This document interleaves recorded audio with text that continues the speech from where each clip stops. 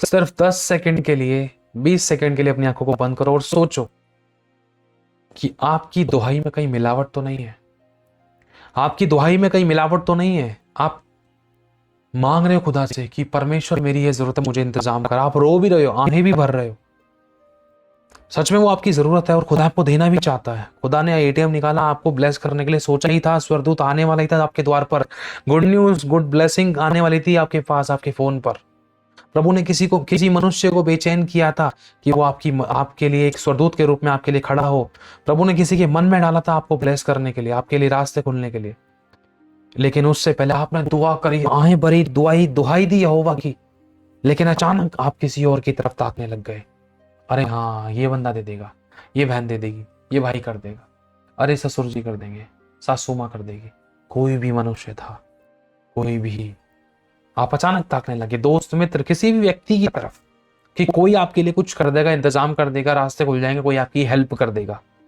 तो वहीं पर एक बहुत बड़ी गलती हो गई, अपनी ब्लेसिंग को खुद रोक दिया गया। ध्यान से सुनना इस बात को। जो अंधा था, अंधा भिखारी था, जब उसने देखा यीशु जा रहा है, उसकी जिंदगी में बहुत सारी रुकावटें आई। जब उसने दुहाई दी, हे दाऊद की संतान मुझ पर दया कर, तो लोग उसको रोकने लगे। हे गुरु, हे भिखारी, अरे भिखारी तू क्या कर रहा है, तू क्या कर रहा है भाई, तू उसको परेशान क्यों कर रहा है, गुरु को दुख क्यों दे रहा है तू। अब देखा, अगर ध्यान से इस बात को समझे तो लोग उसको रोकने लग गए और उसको कह रहे चल चल बैठ बैठ बैठ। तो लिखा है उसने अपनी दुहाई को और तेज कर दिया और जोर से पुकारने लगा, हे दाऊद की संतान मुझ पर दया कर, मुझ पर दया कर, मुझ पर दया कर। तो उसकी, उस अंधे भिखारी की दुहाई में सिर्फ वो इंडिपेंडेंट नहीं था, वो सिर्फ डिपेंड था। किस पर? वो खुदा पर। वो अपने कटोरे पर डिपेंड नहीं था, वो अपने कंबल पर डिपेंड नहीं था कि कोई फटा हुआ कंबल देकर कोई नोट हिलाते हुए दे जाएगा, कोई खाली कटोरा देखकर या मुझे अंधा देखकर मेरे कटोरे में कुछ डाल के चला जाएगा। समझ पा रहे? वो किसी व्यक्ति, वस्तु, प्राणी की तरफ नहीं ताका, वो सिर्फ मन परमेश्वर की तरफ ताका। उसने ये नहीं सोचा कि मुझे कुछ मिल जाए। समझ पा रहे हो? हालेलुया। उसने सिर्फ ये सोचा कि मुझे जिंदगी जीनी नहीं है। कटोरा फेंका, उसने कपड़ा फेंका और तुरंत उसने बोला, हे दाऊद की संतान मुझ पर दया कर। तो तुरंत यीशु मसीह रुका। क्यों रुका? क्योंकि उस भिखारी के विश्वास ने यीशु के आगे एक बड़ी मोटी दीवार खड़ी कर दी थी। यीशु कदम बढ़ा ही नहीं पाया, क्योंकि जिस विश्वास से उस भिखारी ने पुकारा था उसमें सच्चाई के साथ दुहाई थी और वो पूरी तरीके से प्रभु पर निर्भर होकर पुकार रहा था, हे दाऊद की संतान मुझ पर दया कर। उसने ये नहीं सोचा कि चल कटोरा भी ले चलता, कंबल भी ले चलता, चलो मांग लूंगा, हे दाऊद की संतान मुझ पर चंगा कर दे, हो सके तो चंगा कर दे, चंगा कर दे। एक तरफ कटोरा है, एक तरफ सोच कर देखो क्या भरोसा है, क्या विश्वास है। उसने पहले से अपना पुराना जीवन त्याग कर, छोड़कर सिर्फ खुदा पर डिपेंड हुआ। नहीं कटोरे पे डिपेंड नहीं होना, नहीं कंबल पे डिपेंड नहीं होना, नहीं कपड़ों पे डिपेंड नहीं होना कि कोई मेरे कपड़े फटे देखकर मुझे कुछ देगा, नहीं किसी व्यक्ति पर डिपेंड नहीं होना कि किसी से मांगू, चाचा अम्मा ताऊ कोई भी परिवार का नहीं। हे दाऊद के संतान मुझ पर दया कर। तो अब सोच कर देखो क्या हमारा विश्वास ऐसा रहा है कि हमने सिर्फ खुदा पर अपना ईमान रखा है। जो भी चीज की आपको जरूरत है खुदा आपको प्रोवाइड करेगा। हमें ऐसे विश्वास को दिखाने की जरूरत है। जब दिखाया उस भिखारी ने, प्रभु ने कहा उसको मेरे पास लेकर आओ। थोड़ा कठिन था, समस्याओं ने आपको दबाने की कोशिश की, समस्याओं ने, लोगों ने, विरोधों ने, परिस्थितियों ने, हालातों ने उसको दबाने की कोशिश करी थी।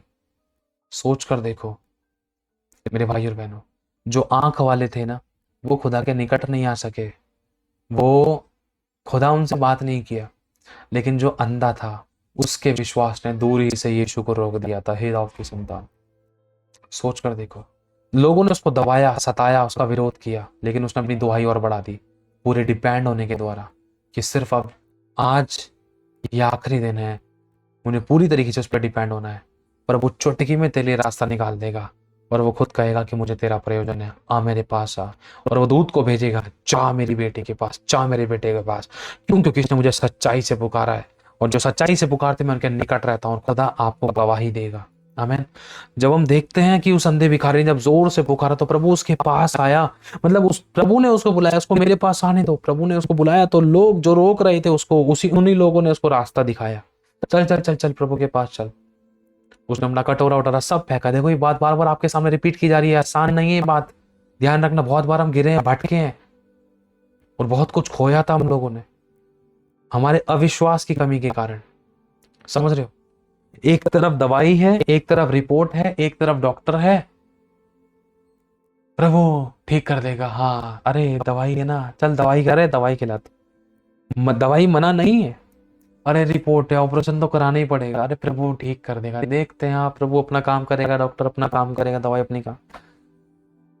कई बार हम थोड़ा कमजोर पड़ जाते थे, मनुष्य है ना, है ना। देखो दवाई, ये जो चीजें है ना, परमेश्वर ही ने बनवाई है। परमेश्वर ने ही डॉक्टर्स को क्रिएट किया है, बनाया है, वो पदवियां दी हैं, वो अथॉरिटीज दी हैं। बिना खुदा की मर्जी के कोई उस कुर्सी पर, उस अथॉरिटी पर और उस पदवी पर कोई नहीं आ सकता। ये मनुष्य की सेवा के लिए है। दवाइयां भी परमेश्वर ने मनुष्य की सेवा के लिए बनाई है, औषधि, ये सब चीजें। लेकिन इसका मतलब ये नहीं है कि क्या कहते हैं, हम इन्हीं चीजों के ऊपर डिपेंड हो जाएं। हमें भरोसा सिर्फ खुदा पे रखना है और सही अंगीकार करना है। तो अगर आप, जैसे ही आप पूरे डिपेंड होकर परमेश्वर पे कि अब तेरे अलावा कोई नहीं कर सकता, ना ही कोई करेगा, अब तुझे ही करना होगा खुदा, मैं तेरे ऊपर भरोसे आया हूँ, अपना सब छोड़ कर। तो अंधे भिखारी को जब ऐसी परिस्थिति में यीशु ने देखा, प्रभु ने उससे पूछा तू क्या चाहता है, मैं तेरे लिए क्या करूँ। उसने कहा प्रभु मैं देखना चाहता हूँ, यदि तू चाहे तो मुझे चंगा कर सकता है। प्रभु ने कहा कि तुझे लगता है कि मैं चंगा कर सकता हूँ। उसने कहा हाँ प्रभु तू ही कर सकता है। तो मेरे भाई और बहनों, प्रभु ने कहा मैं चाहता हूँ कि तू देखने लग। और तुरंत वो देखने लगा, तुरंत वो ठीक हो गया।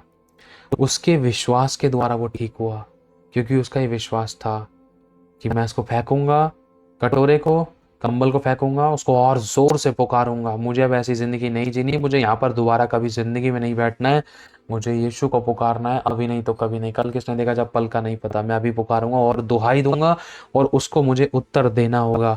मेरी दुहाई को सुनकर वो उतर आएगा, वो बेचैन होगा, क्योंकि वही संकट में मेरी सहायता करता है। वो मेरी चिल्लाहट को सुनकर अपने स्वर्ग को झुका कर नीचे उतर आता है।